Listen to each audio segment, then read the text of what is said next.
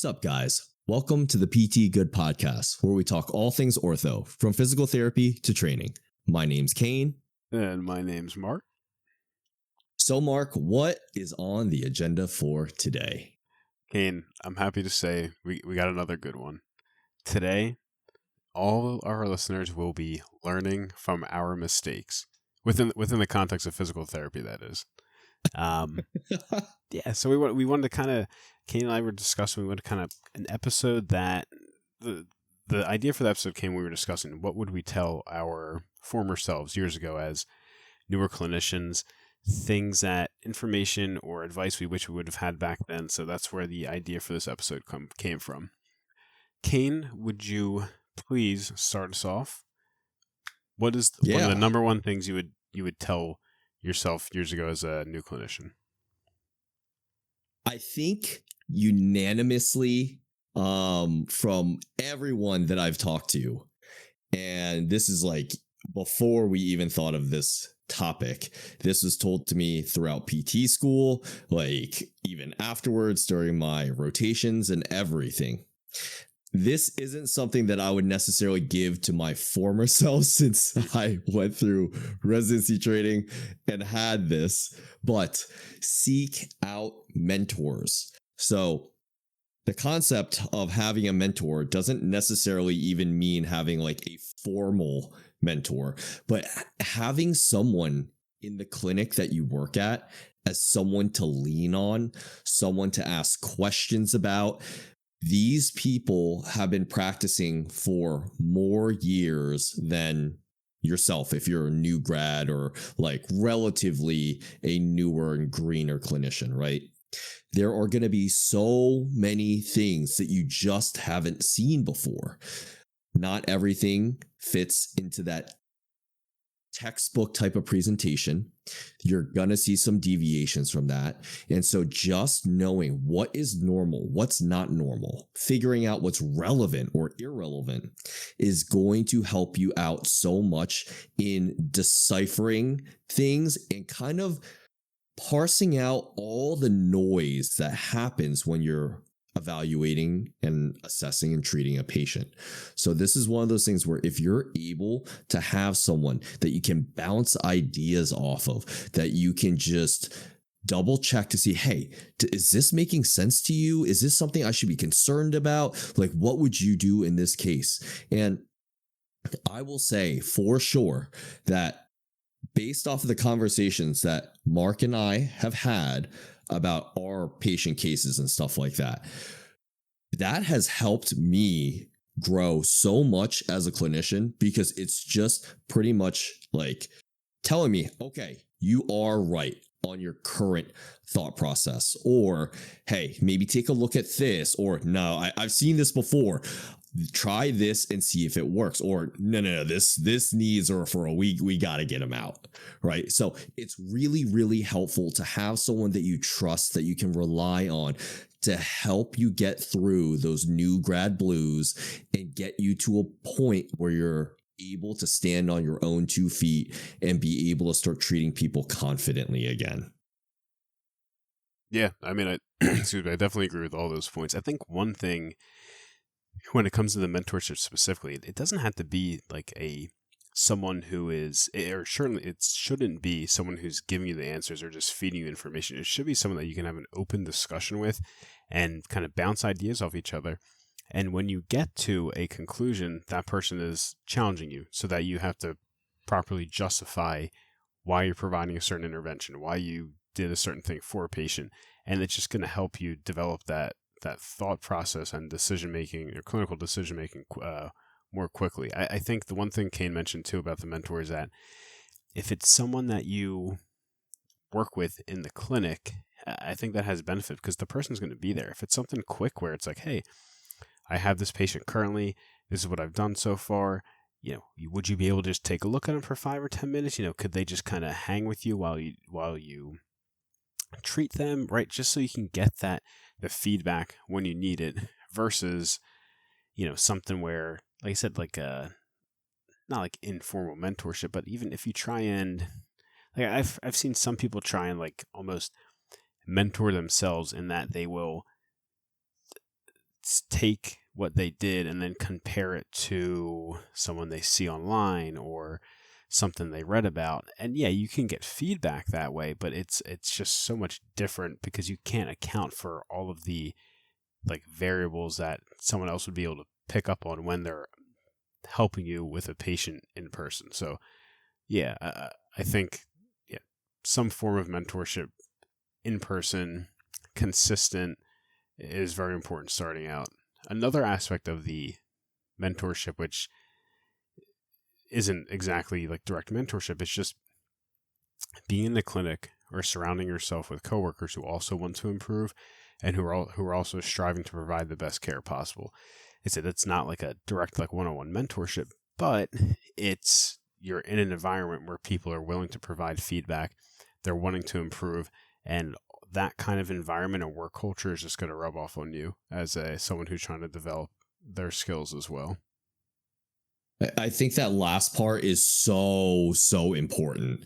Like the issue that I am definitely seeing across the board for a lot of clinicians is they just get burnt out, they get jaded, they fall into a rut, whatever it is, even if they're not necessarily negative, but they're just like, oh, I've been doing this for so long. This is my routine. This is just what I do, you know? And the hardest part about actively trying to improve yourself is the fact that it takes a lot of conscientious effort to do so. Now, I love the point that Mark said where you're looking to improve upon your practice and you may compare your practice to those around you, things that you see on social media. I will say for the first, for people who are on social media, there are some things that you should not try to replicate. It just doesn't make sense to do it. You don't know the context of it. Nope. No. Different episode. That is crazy.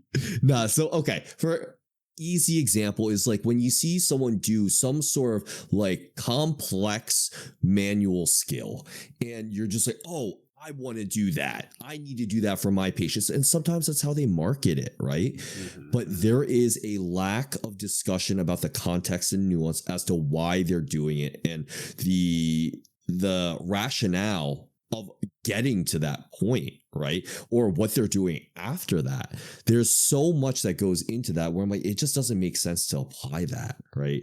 Now, the other thing that I think is so important in regards to having a mentor is you will never know everything. As smart as someone can be, you are just not going to know all the things that you may run into, whether it's a difficult patient, whether it's a weird presentation or anything like that. You're not going to know everything. But more importantly, this is something that Mark and I say all the time is you don't know what you don't know. And if you don't know that you suck at something, you're not going to be able to improve on it. When you have someone that can kind of see what you're doing and they are just more skilled, more seasoned, they're going to be able to point you in the right direction faster. This is the same reason why people have coaches, right? If you are getting coached appropriately, they're going to be able to open your eyes to the problems that you didn't see before, that you were completely blind to. And when they do that, you're going to be, oh my God, now I realize this is something I can work on. Now you get more low-hanging fruit, and now you can actually continue to actively improve and reflect on your practice. Yeah, and it typically does take an outside perspective to be able to identify those deficits or flaws in your practice. I think just evaluating on that point too about you'll never know everything, is I think that perspective and attitude has to be taken by the mentor as well, right? So like I talked about in the beginning, like being able to have open discussion, being able to go back and forth, whether it's with the mentor, whether it's with your colleagues, having both of the individuals understanding that neither party knows everything, but they're willing to come together to figure things out is something that I think can further accelerate growth and professional development. All right, next point. Having a system or having a framework. We've talked Oh, about this. baby. Yeah, I know. Has to be, right? We've talked about this in the past. And we said we think it's important. I think having some kind of standardized method that you use to evaluate that leads you to treatment will let you identify patterns. And then when you begin to apply your intervention, it'll allow you to gather information so you know like what intervention works for what kind of clinical presentation. And this system or framework doesn't have to be a specific course or like already developed framework. You can begin to gather this information on your own. So like a way you could start, and a way that I began doing things, is for if someone came in with lower back pain, I decided what the most important things I thought I should include in my evaluation were, and I utilized them, and then based on those findings, I started to apply interventions. When I noticed that certain things worked, I stuck with them. When certain things didn't work, I got rid of them. And then over time, as I started to see more presentations and identify these patterns, my evaluations got quicker, they became more efficient, and I was able to jump to the correct intervention more quickly.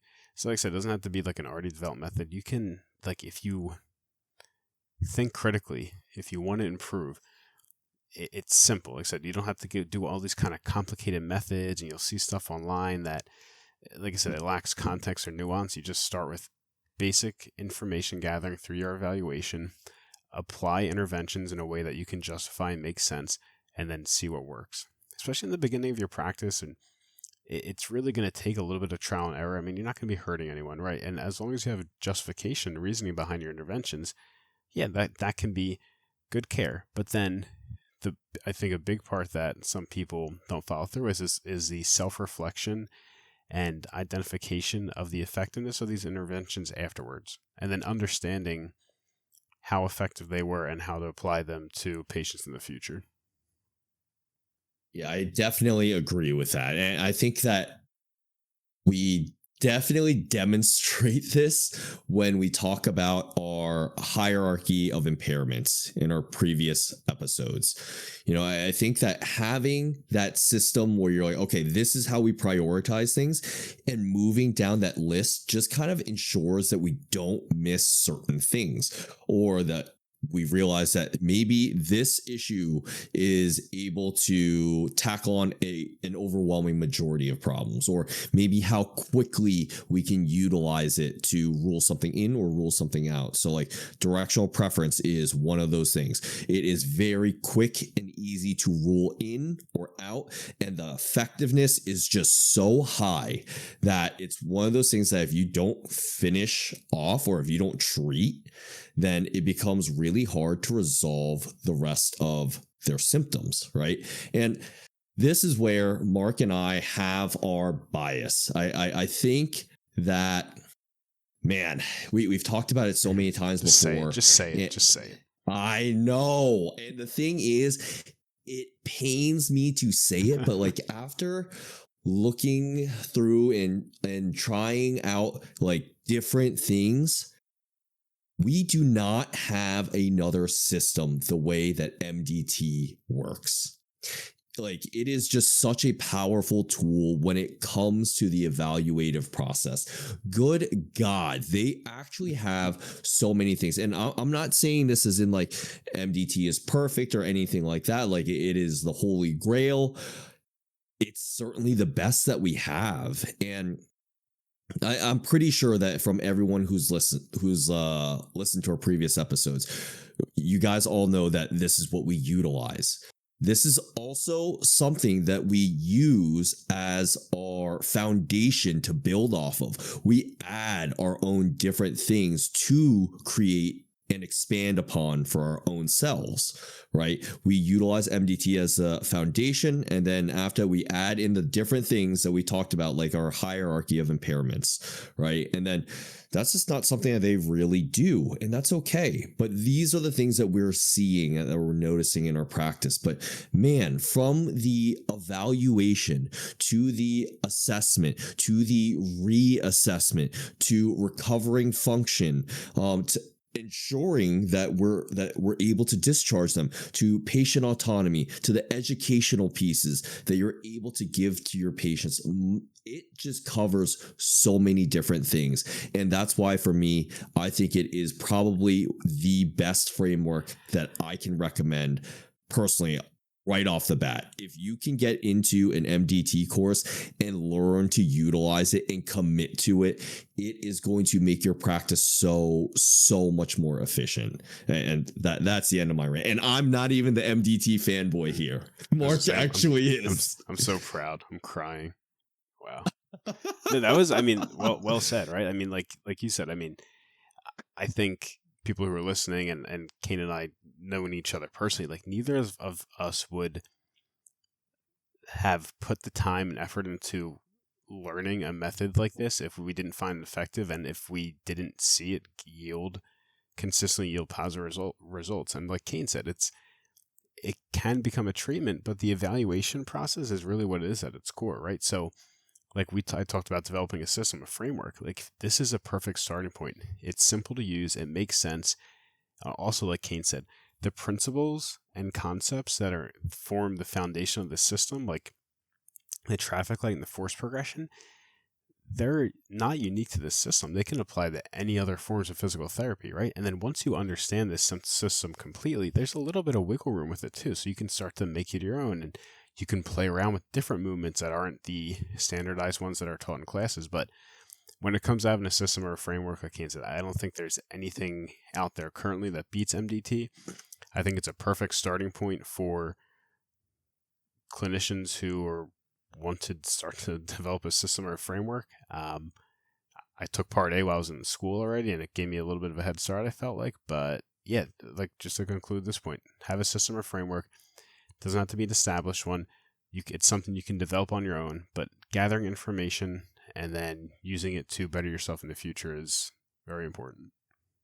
Okay. Two quick things before we move on to the next point, just because, man, this just gets me fired up. The first thing is Mark and I are both fairly skeptical about things. You know, we usually try things for a long period of time, see whether or not it works. And this is just one of those things that we have tried. And I did not form my practice using MDT initially.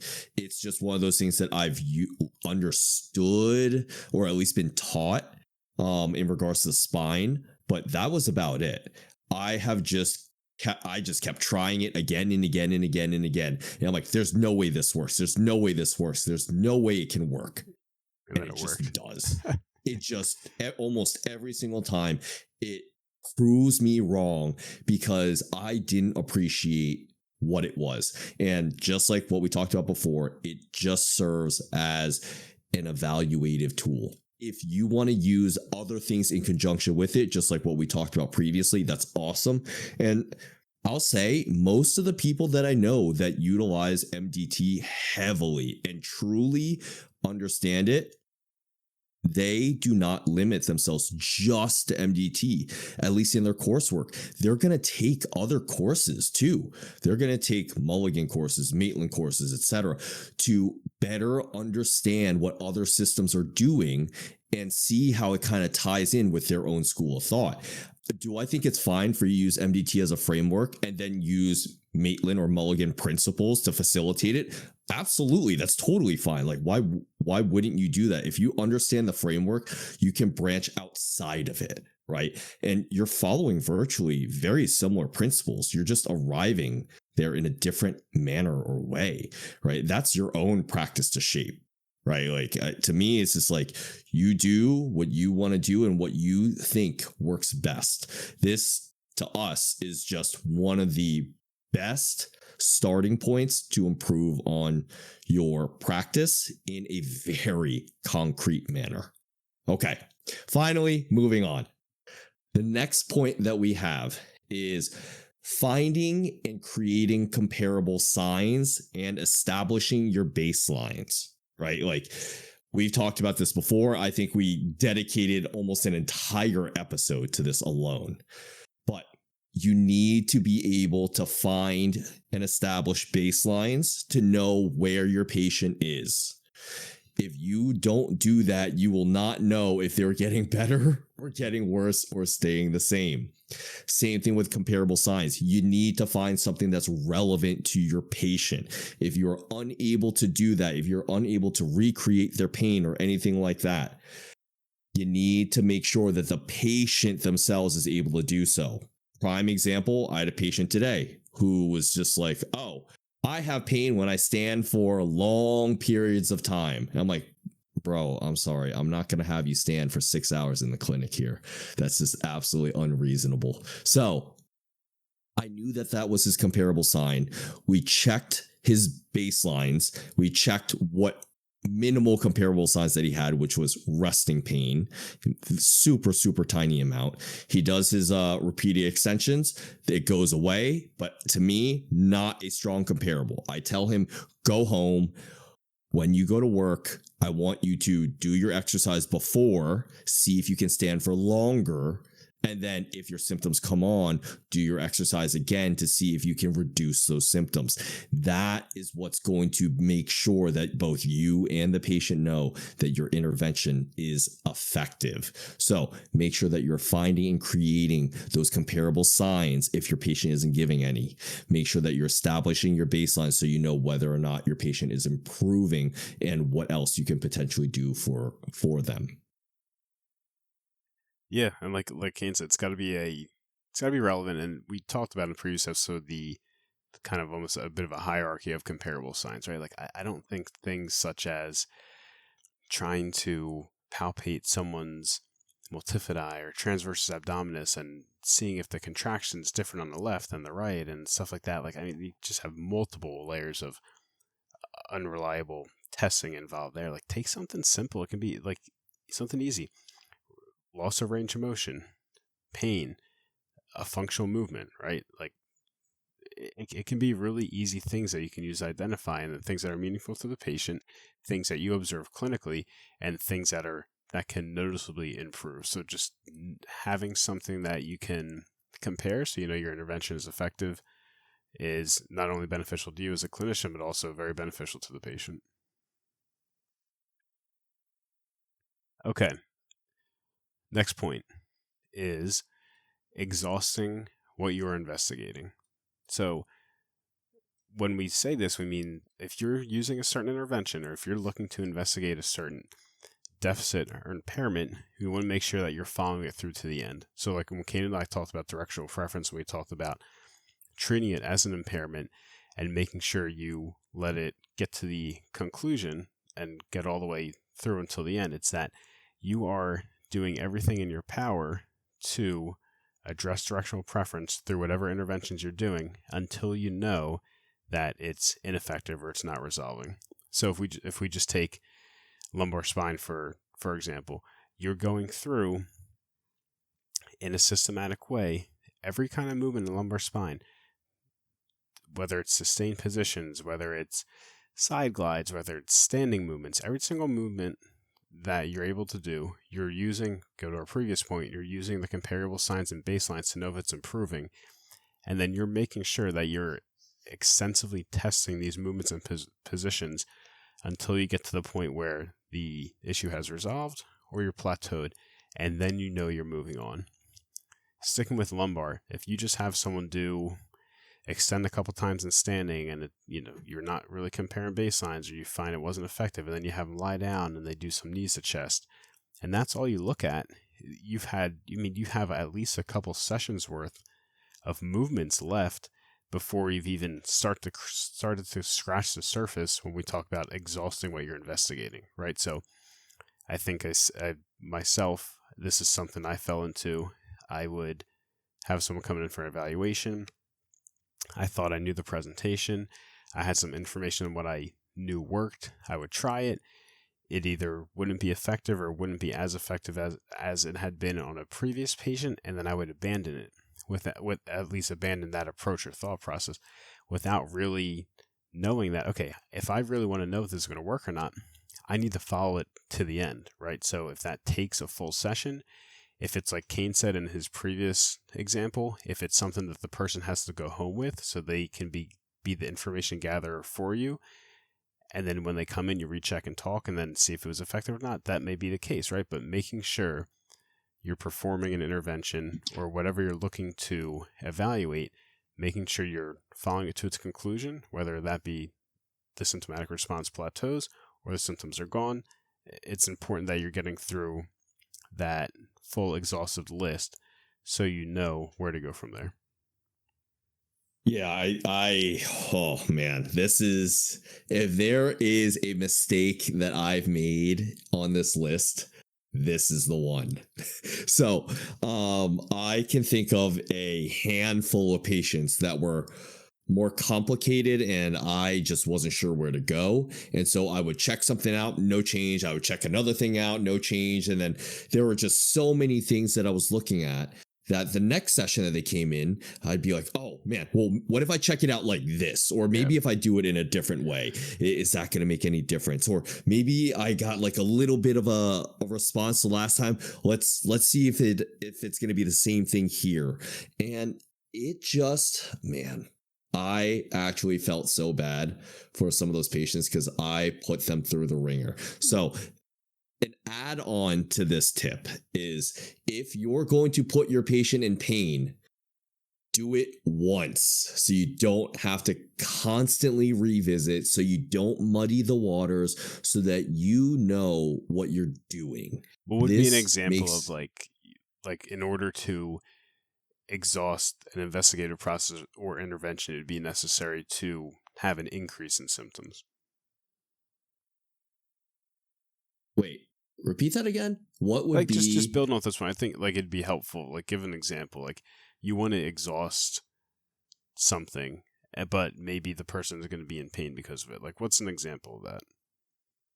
Oh man, a really, really easy one is like a tendinopathy, right? Yeah, sure. Like sure. your patient's already going to be in pain when they do it. So it's just making sure that you're doing it the right way. So if you put them in pain and they're like, and you know, it's like, I don't want to say it's disproportionate, but it is significantly higher than what you would expect. Maybe that's telling you need to change something, right? Right. But if something is going to improve and you're like, no, I trust in my clinical decision making, then you need to ride it out. And the same thing goes for like, oh man, there's just so much to talk about on this topic. But okay, for example, if you are checking out like a lumbar spine and you want to determine whether or not there is a directional preference, maybe the first few times that they go into extension or flexion or whatever direction that they need to move into, whatever direction it is, if they have pain the first time and you're like, no, that's it, that's all I can do, that is probably an issue. You need to keep checking it to make sure that you don't need to revisit it. If you have them extend, you're like, oh man, you know what? I've been listening to Kane and Mark a bunch lately, and they say that you're supposed to extend, and stats say that you're supposed to extend. So I'm going to extend them, and you stick with that, right? And they're like, oh no, it hurts. You're like, keep going. See what happens. Just let's see if anything changes. They keep going, like, it still feels the same. Okay, keep going. See if anything changes. Because what happens if you stop just short of before you get a response? You will never know whether or not your intervention worked, right? Yeah, you're just going to use that information, and it's, yeah, like I said, you haven't exhausted it, and you probably won't revisit it because in your mind, it's something that it just made it worse or wasn't effective. Yes. So it's just one of those things where you need to flush it out. And the same thing goes for the previous comments that I made. If it's something that takes more time, stick to your clinical decision making. Make sure that you're like, okay, I know this is going to take more time. I know they're not going to be a fast responder. You already have in your head where you're like, okay, these are the things that are adding up where I'm like, okay, this shouldn't be like a home run. They get resolved in 1 or 2 visits. This should take maybe like 3, 4, 5 visits, somewhere around there, right? If it's something that has to do with motor control or actual loading or avoiding or offloading a trouble or a problematic area, right? I think all these are things that I would not expect to get better within 1 or 2 visits. Right. If it's a tendinopathy, that should get better with maybe 6 to 8 weeks, somewhere around there, Maybe like longer, your yeah, usual right. prediction. And then also, like Mark said, potentially even longer, right? But because it fits into what you think it should be, stick with what you know. If you truly think that it is a loading issue, you better stick to your time frames where you're like, I need to give it a fair chance. What do you do if you move away from that too fast? Then you don't get anything, and then you have to revisit, and then it's still problematic. So that is where I think making sure that you exhaust what you're investigating and making sure that you are checking off each box as you're going through. Make sure you don't have to revisit it if you don't need to. And the next point is something that Mark actually brought up, is utilizing a symptomatic response when you are assessing your patient. Man, like I think that going based off of some of the different signs that you're noticing, I think that they're going to be great, right? Like maybe you're noticing, you're getting a better manual muscle test off of this. Sure. Is it going to be helpful? It could be a fair indicator, right? But I think that a symptomatic response is so important to help you be able to dictate what exactly you're going to do next. Because if you manual muscle test someone, their strength improves and it's pain-free, that's huge. Or even decrease pain, like substantially decrease pain, that's going to tell you so much more. Or if they're actually able to get like a reaction from their improvement. One of the things that Mark and I talk about for directional preferences is we're looking for Cadillac changes, not Camry changes, right? So if someone is like, oh, that's better, like they raise their arm, it goes all the way over their head, and they're like, I don't have any pain. I couldn't do that before. That is fantastic. That type of response is exactly what you're looking for. You want to make sure that you are utilizing that type of symptomatic response for improving their range of motion, for like what your patient is telling you, right? These are things where it's like you don't need to measure it. They are so apparent. You cannot miss it. So this is something that would have made a huge difference in my practice initially, where if I just listened to what my patients were saying and how they were responding, I would have just continued down that path instead of deviating somewhere else. Yeah, and it's not even the quantitative effect of the symptomatic response is important, but so is the location, right? When we talk about directional preference and centralization, we need to know which symptoms are responding, right? Is your back going away, but it's going down your leg? Is the opposite happening? Like I had someone today where it's like we have scapular pain, but we also have a headache, right? We need to monitor both in response to movement to know we're heading in the right direction. Maybe one gets worse and the other gets better, and we have to balance out the movements a little bit more. Maybe they both get better at the same time. Maybe they both get worse at the same time. Maybe the person subjectively reports that, oh, I've done this movement 15 times and my pain's worse. What's worse? Okay, my shoulder blade's gone, but it hurts my neck. Okay, how's your headache? Actually, that's not as bad, but it really hurts my neck. Completely different than, okay, actually, it's a little bit better. Okay, what's better? It doesn't hurt my shoulder blade anymore, but now it's in my hand, and my headache went from the back of my head to the front of my head, but it's less intense, right? We need to take this information and use the symptomatic response to interpret what we do next, right? Do we need to change movements? Do we need to change directions? Do we need another approach altogether, right? And without getting the right information from the symptomatic response, you're not going to know where to go. Yeah, and I think that what Mark was saying is when you're interpreting their symptomatic response, that is such a high skill ceiling. this is still something that I am still improving on every single time that I work with a patient, where it's like, okay, what exactly is their symptomatic response telling me? Is it telling me that we're moving in the right direction? Sometimes it's clear, sometimes it's not. These are all the things that if you continue to refine your practice, you will get so much better at sifting through all the noise to figure out what is helpful, what isn't helpful, and figuring out like, oh, no, I'm definitely on the right track here, or I'm getting glimmers that we're moving on the right track here. And so I'm going to see this through based off of my clinical decision making. I think that that is so, so important. So the example that Mark gave is like, okay, we're getting some peripheralization. We should probably change, right? Or if we're getting like a good symptomatic response, we're getting centralization, but an increase in pain. That's good. This is like what we know is good. So we need to continue pushing the intervention a little bit further.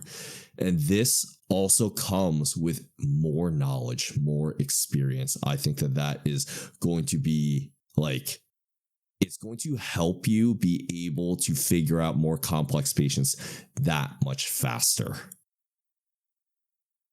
Sure. Okay, the next point we talked about a little bit in this episode. We talked about in previous episodes. We think it deserves its own little segment here, and that is treating directional preference as an impairment and exhausting it until it plateaus, until it resolves. I think we see too many people, they start out, they're looking for these big changes, and they might get it, and they don't understand that if you have directional preference, that it's really positive prognostically, and just because it's there doesn't mean it's there and you move on. It's something that you have to continue exhausting movements and monitoring the directional preference until it plateaus and you've tried everything, or until their symptoms have resolved. And I think in most cases, you can get resolution of their symptoms just by doing exercise and monitoring directional preference. So I fell into this starting out as well, right? I would have someone that came in, let's say they moved their head back a couple times and their arm pain got better, their neck pain got better. I'd be like, okay, good, that's great. The next session they'd come in and, how's it going? Oh, it's better. Okay, and then we do a bunch of other things. Well, we still need to reassess that movement. We need to establish our baselines.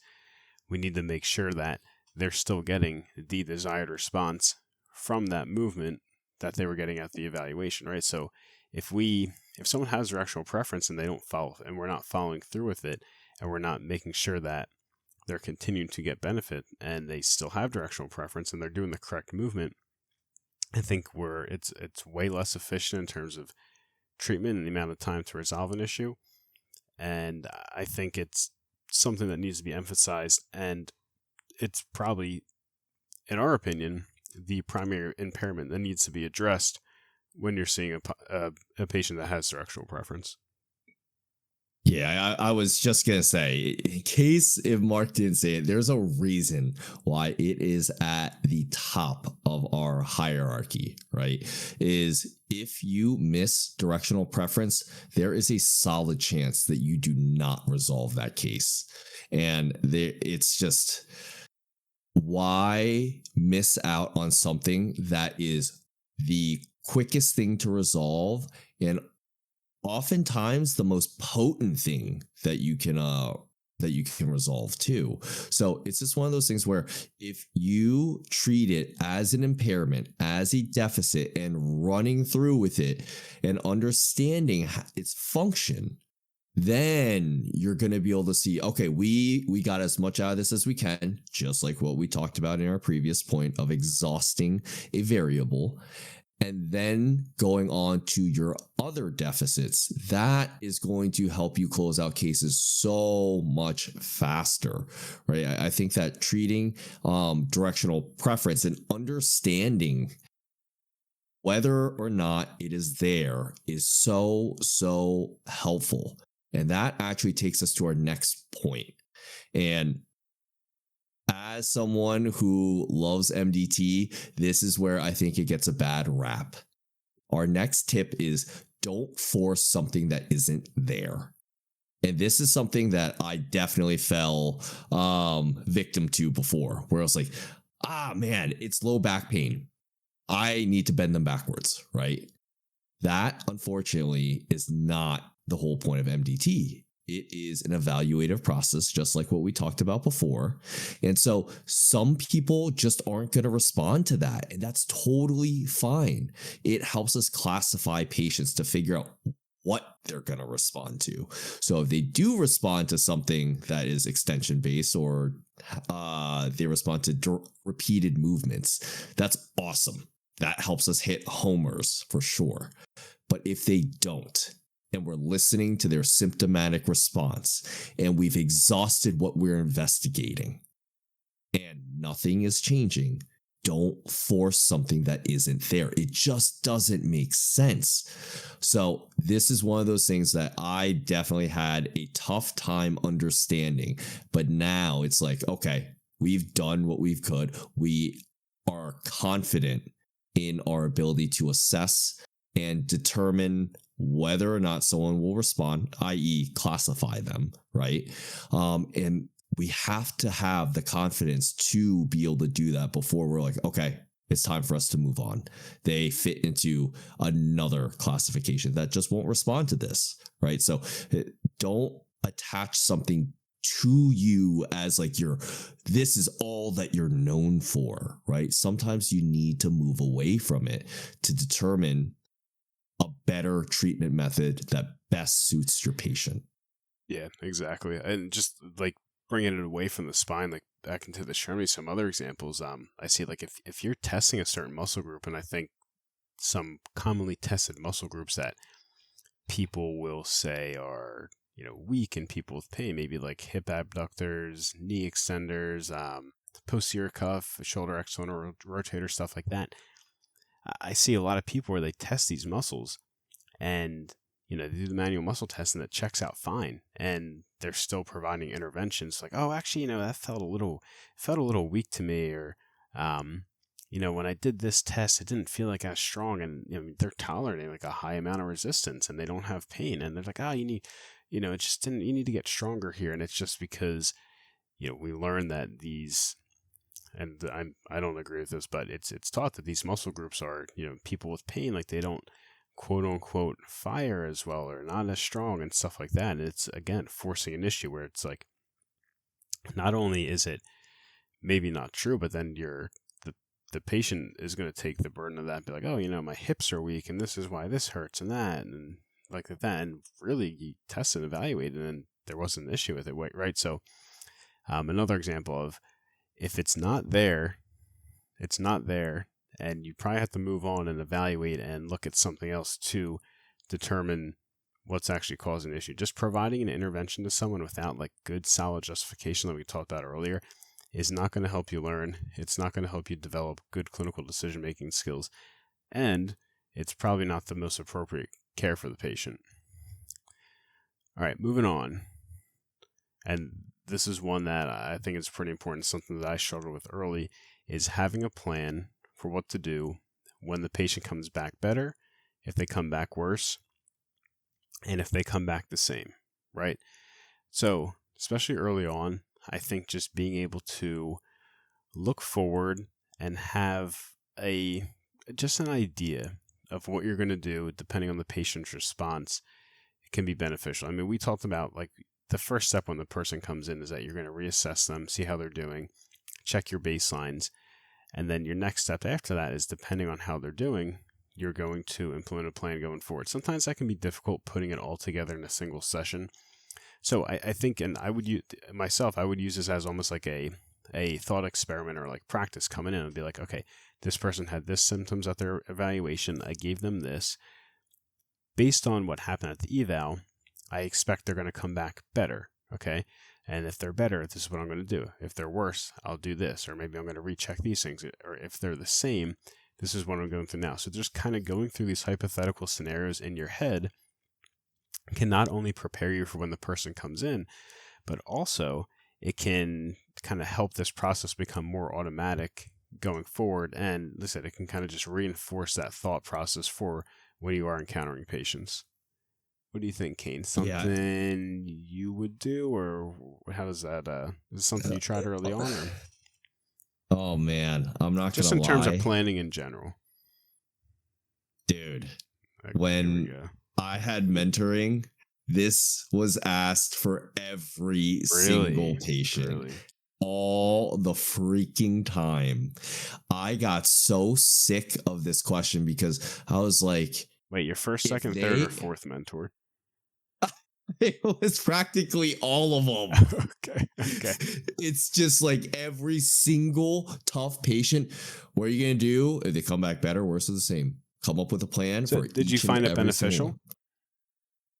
I think it's beneficial because you are essentially taking one patient and turning them into three cases. That's exactly where my head was with it. It's just kind of like, yeah, right, exactly. So you're almost like you're looking into the future and seeing, and you're practicing based off, you get more exposure to, different decisions you would have to make. Yeah, like I think that it is very helpful because then you, just like Mark said, you are forced to reflect and proactively think about what your moves are going to be, right? And I thought that it was helpful because of that primarily. I think that the other aspects of actually preparing for something that's better, worse, or the same, it makes it a little bit tougher. Better, I mean, come on. Better just means you either do the same thing or you progress them. So that I didn't find to be as effective. If someone was worse, that definitely pushes you more because you need to change, you need to pivot. Right. And then if they're coming back the same, it's the same thing as if they're worse because you need to know what you're going to do. Are you going to progress them? Are you going to stay the course? Or are you going to change directions in what you want to do or what deficit you want to identify? I just realized when I say direction, I don't physically mean the actual direction that you're moving in. Sometimes it's the impairment, that direction that you need to deviate from. But I think it's a good exercise to practice earlier on. To me now, I don't do it quite as much compared to before because a lot of times, like, things are just so fluid when it comes to working with your patients that you need to kind of like, you gotta adapt on the go. Yeah. However, I don't think I ever do it now. It's kind of like, I think, excuse me. Sorry to cut you off, but I think it, like you said, it becomes more fluid. It becomes more natural once you practice it. And then you kind of have an idea automatically of what you're going to do just based on your reassessment rather than having to prepare for it in advance.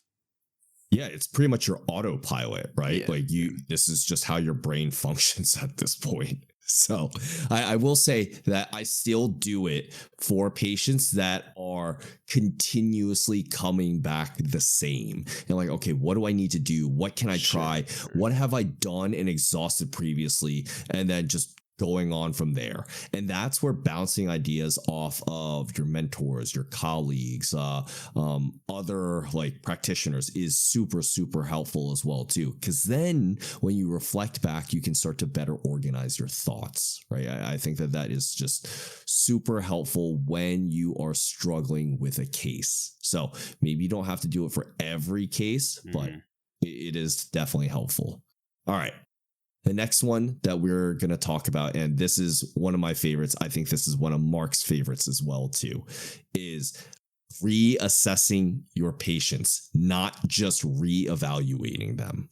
What I mean by that is when they come in, check to see how their symptoms are, check to see what's changed, how it's changed, ask for specific questions and answers, right? Like, has your pain gone up or down? Are you noticing that's trending in a different way? Has the frequency of it changed? How's your function? Are you able to do your comparable sign, whatever it is? Are you able to do that better? Don't just take goniometric measurements. Don't just rely on manual muscle tests. as like your indicators for whether or not you're doing better. Your patients are going to tell you everything, right? If you are going to use like maybe a standardized test, that could be another way for you to reassess or reevaluate your patients. But it still doesn't change that daily, or I don't want to say daily, I guess weekly interaction where you're checking in to see if the intervention that you applied is affecting their symptoms in any way, shape, or form. Right. And guys, remember, you can do this more frequently than when the patient needs insurance authorization or when Medicare, requires it for the 30-day or 10 visit limit, right? Like Kane said, like it's astonishing to me the amount of people who their patient comes in when they need auth or when Medicare, 10 visits, and they say, "Oh, okay, today we need to do the measurements today," and I'm so okay. Let me look at what we did the first time, and we're gonna go through this, and they just do a complete evaluation, just mindlessly checking the boxes to make sure they recheck the goals that were set at the evaluation or recheck the range of motion measurements in M&T and they just kind of decide, oh, I guess this your shoulder flexion range of motion went from 117 to 123.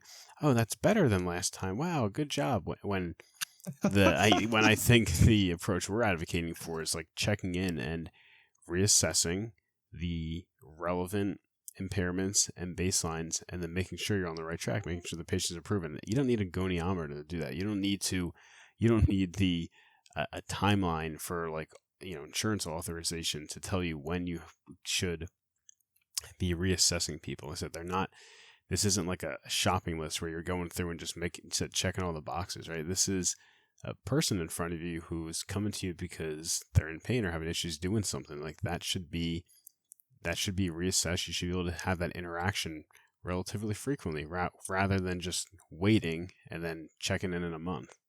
Okay, next point. And this is something I struggled with early on. I was excited. I was happy to be in the clinic, full of energy, wanting to help people. But the patient you're treating, it might be their first experience with physical therapy, or they just may not be familiar with the type of approach you're taking. So it's vitally important to educate your patient. And a lot of these things get overlooked, especially when you feel like you understand the presentation, you know what intervention is going to help, but the patient really doesn't. So it could be something as simple as someone has a lumbar posterior derangement, and just extension-based movements are going to help them, and they're probably going to resolve their issue.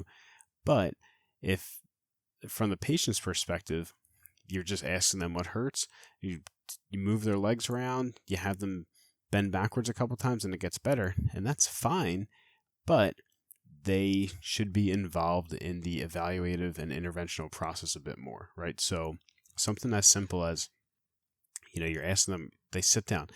Hey, so to start today, I just want to talk to you a little about what's going on, what's bothering you. Okay, cool. So our expectation's set. You're moving on to the objective portion of your exam. Okay, so what we're going to do now is I'm going to do some tests. I'm going to test the strength in your legs. I'm going to test your spinal movement. After that, and as we're doing this, I want to know what's happening symptomatically. Typically, we can develop a pattern. Some movements are going to help, some may make it worse, but the important part is you let me know what's going on as you're doing these things.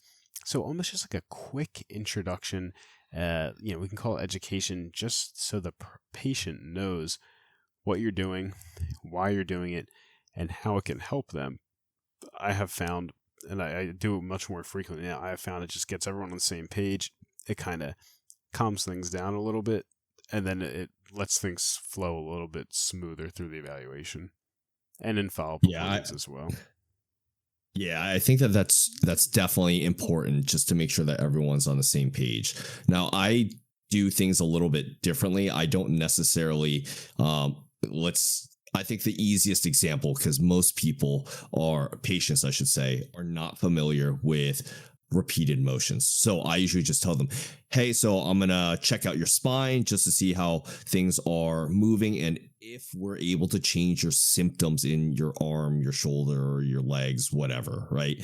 And then they're like, oh, okay. I explained to them why exactly we're doing it. Like, oh, it's pretty common. I know you're here for your knee pain, but I just want to take a quick look at your spine just to see, because a lot of times we can get this symptomatic response when I move your spine, or sometimes you can get symptoms that go into your leg that are coming from your back, but it's just we need to make sure that we know exactly what we're looking at. So Yeah. you're trying to hone in on a variable and then clear up that picture so you know exactly what's going on at their knee or ankle or whatever it is. Yeah. I think that is so helpful. Yeah, I think another helpful way to frame it is something like if someone's coming, let's say they have isolated extremity pain, but through the subjective there and the chart review, you're thinking that it could be coming from the spine. Just simply asking them like, hey, I know you're coming for your ankle.